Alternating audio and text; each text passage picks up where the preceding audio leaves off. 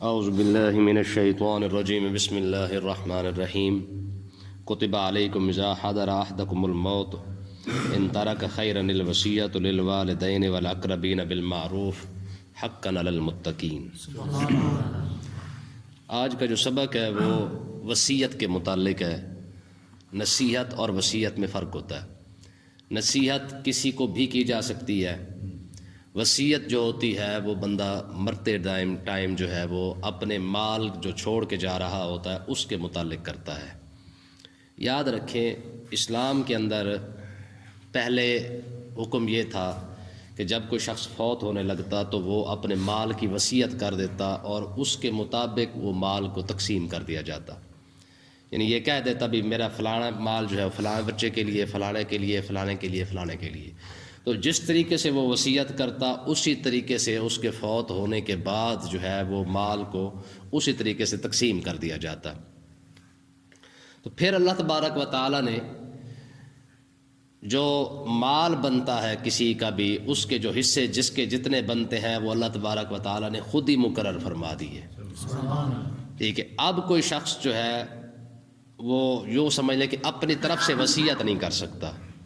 یہ نہیں کہہ سکتا کہ میرے فلانے بیٹے کو اتنا دے دینا اور فلانے کو اتنا دے دینا، کیونکہ آج کل تو یہ بات بھی عام چل رہی ہے۔ تو دور جاہلیت کے اندر بھی یہ مسئلہ تھا، بلکہ اسلام کے شروع کے اندر بھی یہ مسئلہ تھا۔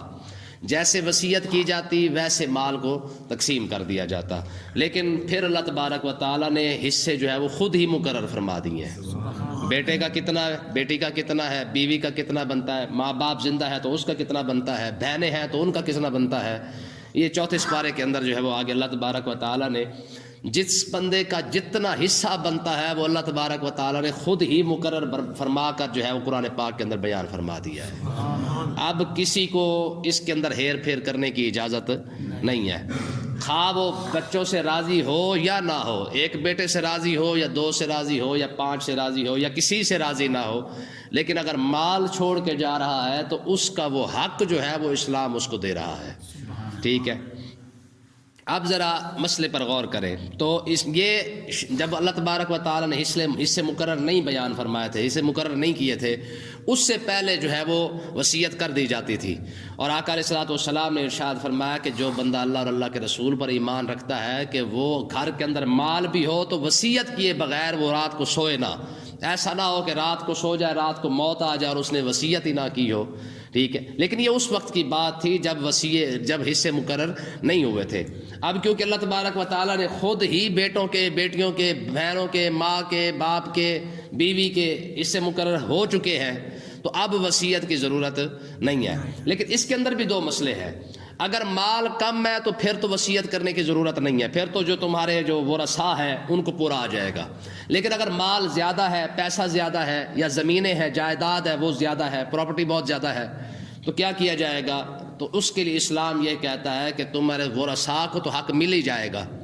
ہاں، مال کا جو تیسرا حصہ ہے تمہارے پاس جب زیادہ ہے تو تم دوسرے رشتہ داروں کے لیے وصیت کر سکتے ہو کہ فلاں میرا رشتہ دار جو ہے وہ غریب ہے، اس کے لیے بھی چلو اتنا پیسے اس کو دے دینا، اتنا پیسہ اس کے لیے دے دینا۔ تو یہ پیسہ جائیداد دوسرے رشتہ داروں کے اندر تقسیم کرنا یہ اب بھی جائز ہے، لیکن شرط یہ ہے کہ مال جو ہے وہ زیادہ ہو، پیسہ زیادہ ہو تو پھر جو ہے وہ بندہ اپنے رشتہ داروں کے لیے، عزیز و اقارب کے لیے اپنا وصیت جو ہے وہ کر سکتا ہے۔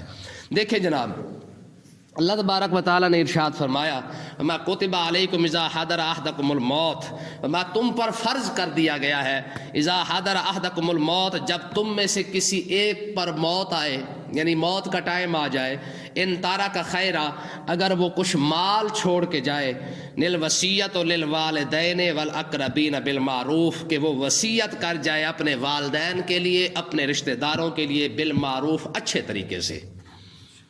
ٹھیک ہے، تو اللہ تبارک و تعالیٰ نے ارشاد فرمایا کہ تم پر یہ وصیت کرنا فرض کر دیا گیا ہے۔ اب یہ حکم منسوخ ہو چکا ہے، اب یہ حکم منسوخ ہو چکا ہے وصیت کرنے کا۔ ہاں، کیونکہ اب جو ہے وہ اللہ تبارک و تعالیٰ نے چوتھے پارے کے اندر جو ہے وہ اس کے جس کا جو حصہ بنتا تھا وہ کر دیا گیا ہے، لیکن کیونکہ حکم منسوخ ہو چکا ہے، آیات منسوخ نہیں ہوئی ہے۔ آیت کا جو ہے وہ اب کیونکہ وصیت کرنا جائز تو ہے، پہلے واجب تھا، حقاً علی المتقین، یہ پرہیزگاروں پر واجب تھا. یعنی پہلے وصیت کرنا یہ فرض تھا، واجب تھا، اب واجب تو نہیں رہا کیونکہ حصے مقرر ہو چکے ہیں. ہاں اب جائز ضرور ہے. اب بھی اگر کوئی شخص اپنی وصیت کر کے جانا چاہتا ہے تو یہ کر سکتا ہے، اس کے لیے کوئی مسئلہ نہیں ہے. لیکن مال کتنا ہونا چاہیے؟ زیادہ بھی ہو تو اس مال میں تیسرا حصہ نکال کے اس تیسرے حصے کی وصیت بندہ کر سکتا ہے. آگے دیکھیں جی، فَمَن بَدَّلَهُ بَعْدَ مَا سَمِعَهُ، فرمایا جو شخص وصیت کو سننے کے بعد اس کو بدل دے، ٹھیک ہے، فَإِنَّمَا اسْمُهُ، اس کا گناہ جو ہے وہ اسی پر ہے، عَلَى الَّذِينَ يُبَدِّلُونَهُ، جنہوں نے وصیت کو بدلا ہے. آج بھی اس طریقے سے ہوتا ہے کہ جب جو پیسے والا بندہ جب مر جاتا تو اس کے انگوٹھے جناب غلط لگوا کے اپنے کھاتے میں لگوا لی جاتی ہے. تو یاد رکھیں ہمارے ہاں دو بہت بڑے مسئلے ہیں، ایک زمین کا مسئلہ ہے، دوسرا بینک بیلنس کا مسئلہ ہے. یعنی ہمارے جو بینکوں کے اندر جو پیسے پڑے ہوئے ہیں، اور دوسرا زمین کے اندر. عموماً کیا ہوتا ہے کہ مرنے والے کے انگوٹھے لگوا لیے جاتے ہیں. یہ تو عام طور پہ آج کل چل رہا ہے، ٹھیک ہے. جس بندے کی آخری وقت آتا ہے اس کے انگوٹھے لگوا کر ساری زمین کو، جائیداد کو اپنے نام کر لیا جاتا ہے. تو یاد رکھیں کہ جس شخص نے وصیت کی تھی اگر تو اس کی وصیت کو تبدیل کیا گیا ہے تو اب سارا گناہ تبدیل کرنے والے پر ہے.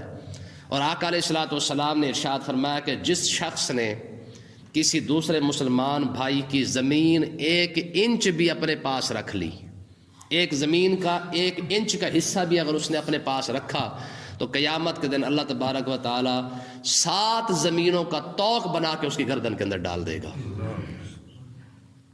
بات سمجھ آئی کہ نہیں آئی؟ کتنا؟ 1 انچ.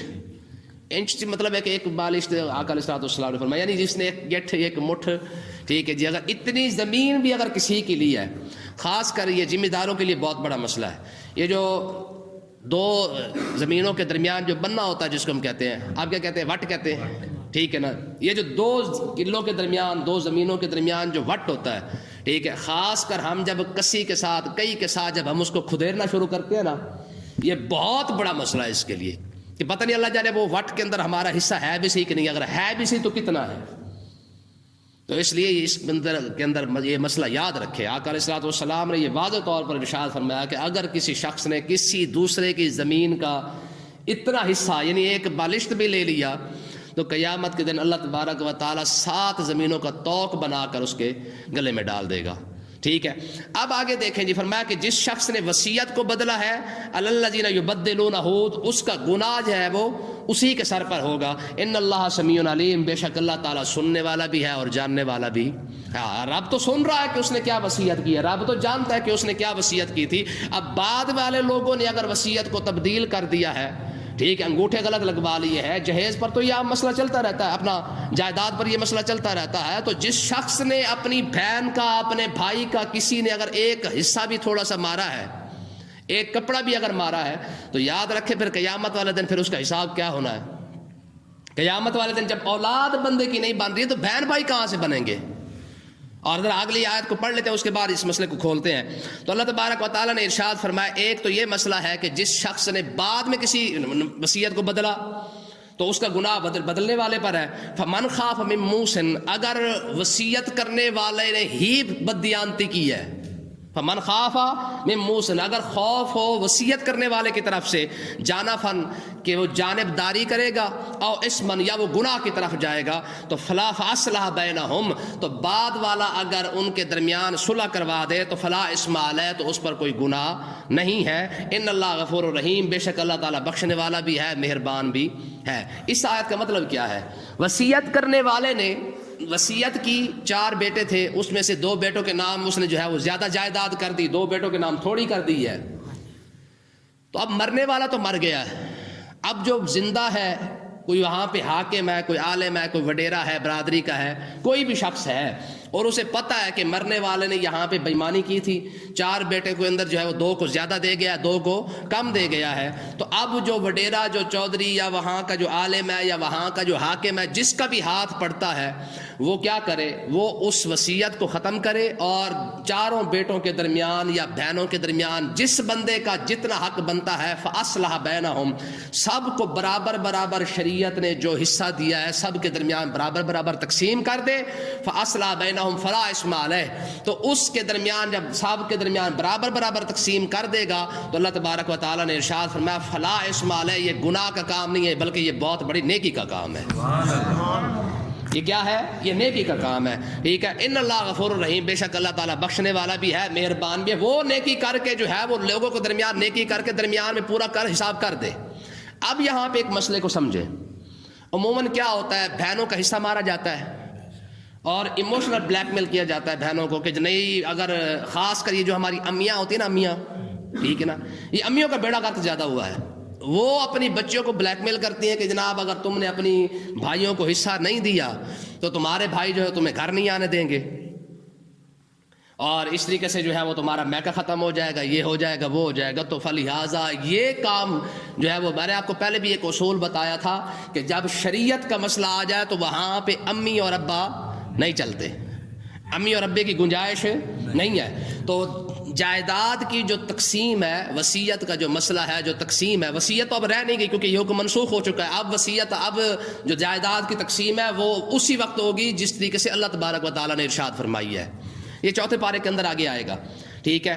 یوصیکم اللہ فی اولادکم للذکر مثل حظ الانثیین فإن کن نساء فوق اثنتین فلہن ثلث ما ترک، یہ سارا قرآن مجید کے اندر آگے آنے والا ہے۔ تو کہنے کا مقصد یہ ہے، جائیداد کے اندر بہنوں کا جتنا حق بنتا ہے، بیٹیوں کا جتنا حق بنتا ہے وہ دینا پڑے گا، ہر حال میں دینا پڑے گا۔ اگر کوئی شخص نہیں دیتا تو قیامت والے دن وہ اس کا جواب دہ بھی ہوگا اور اس کو دینا بھی پڑے گا، ٹھیک ہے۔ یہ یاد رکھیں، بہنوں کا اور بچیوں کا، بیٹیوں کا اتنا ہی حق ہے جتنا کہ حق شریعت نے ان کو عطا فرمایا ہے، وہ معاف نہیں ہوگا۔ ہاں، لیکن جو ہم معاف کرواتے پھرتے ہیں، یہ ہم بلیک میل کرتے ہیں، معاف نہیں کرواتے۔ کیا کرتے ہیں؟ یہ بلیک میل کرتے ہیں۔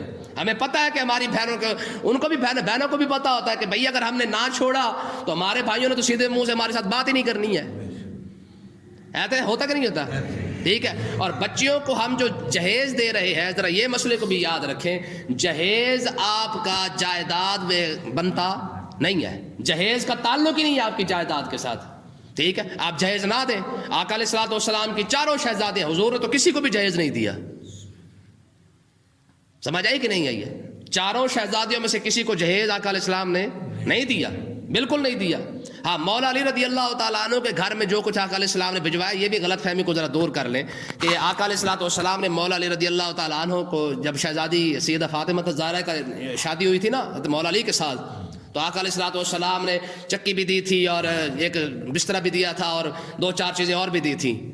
تو کچھ لوگ سمجھتے ہیں کہ شاید یہ جہیز ہے، حالانکہ یہ جہیز نہیں ہے۔ اس کی وجہ میں آپ کو بتا دوں کہ آقا علیہ الصلوۃ والسلام نے حضرت عثمان غنی کو 2 شہزادیاں عطا فرمائی ہیں لیکن جہیز نہیں دیا، ٹھیک ہے۔ اور دوسری شہزادی جو بڑی شہزادی حضرت سیدہ زینب ہے، ان کا نکاح عمرو بن عاص کے ساتھ میرے خیال ہوا تھا۔ تو چوتھی شہزادی کیونکہ سیدہ فاطمہ الزہرا ہے، ان کا نکاح جب مولا علی کے ساتھ ہوا ہے اور آقا علیہ الصلوۃ والسلام نے یہ جو تھوڑا سا سامان دیا ہے، اس سامان دینے کی وجہ یہ تھی کہ مولا علی رضی اللہ تعالیٰ عنہ کی پرورش اور تربیت کرنے والے بھی خود حضور ہی تھے، ٹھیک ہے نا۔ یعنی مولا علی خود آقا علیہ الصلوۃ والسلام کی کفالت کے اندر تھے، اور آقا علیہ الصلوۃ والسلام نے جو عطا فرمایا نا، وہ مولا علی کو اس لیے عطا فرمایا کہ ان کی پرورش اور ان کی تربیت بھی آقا علیہ السلام کے ذمہ تھی۔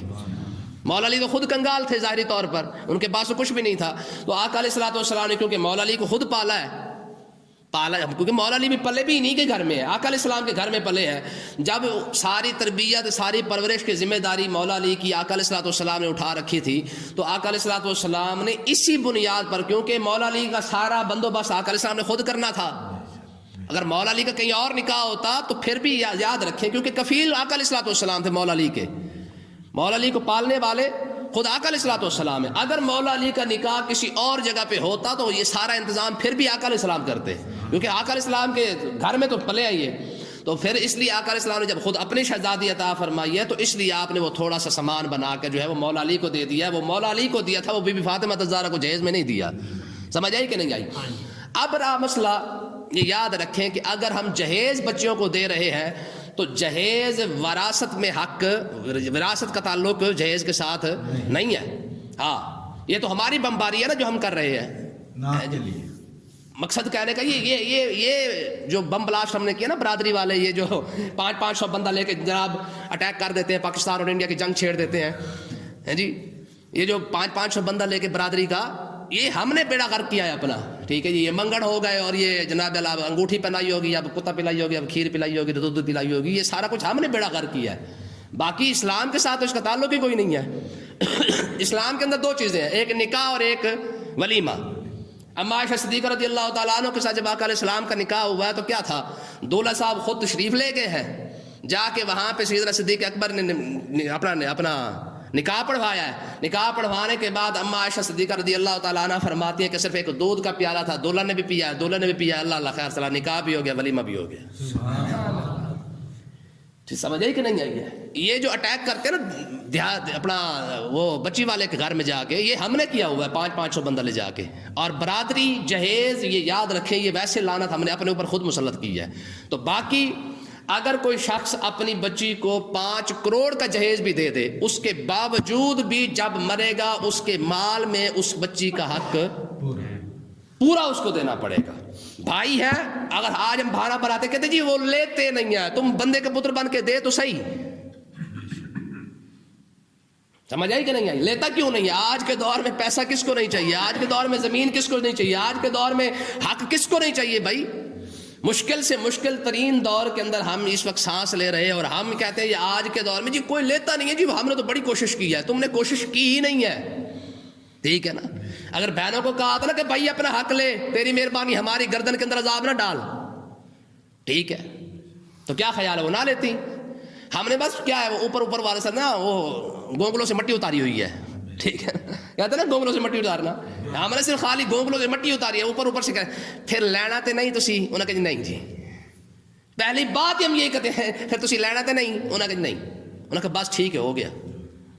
تو یاد رکھیں اس طریقے سے کرنے سے نہ ہم شرعی لحاظ سے چھوڑ سکتے ہیں, نہ ہم اخلاقی لحاظ سے چھوڑ سکتے ہیں. جو بہنوں کا حق ہے وہ بھی دینا پڑے گا, جو بچیوں کا حق ہے وہ بھی دینا پڑے گا.